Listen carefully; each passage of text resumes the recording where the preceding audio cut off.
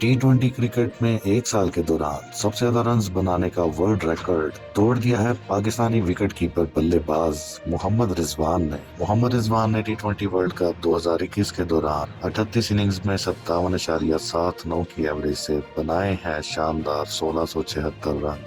इससे पहले एक साल के दौरान T20 मैचेस में सबसे ज्यादा रन्स बनाने का ये रिकॉर्ड था वेस्ट इंडियन बल्लेबाज क्रिस गेल के पास। मोहम्मद रिजवान को ये वर्ल्ड रिकॉर्ड तोड़ने का मौका T20 वर्ल्ड कप 2021 में स्कॉटलैंड के खिलाफ खेलते हुए मिला।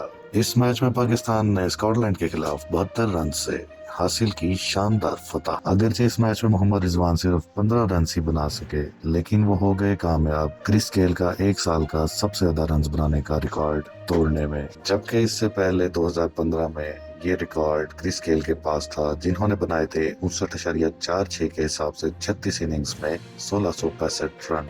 जबकि पाकिस्तानी टीम के बल्लेबाज बाबर आजम भी इस रिकॉर्ड के करीब पहुंच चुके हैं। उन्होंने 54.23 की एवरेज से 36 इनिंग्स में बनाए हैं 1627 रन। अगर ये दोनों बल्लेबाज अगले मैचेस में भी अच्छा परफॉर्म करते हैं तो ये दोनों ही क्रिस गेल के रिकॉर्ड को तोड़कर काफी आगे निकल चुके होंगे, और ऐसा ही होगा इंशाअल्लाह।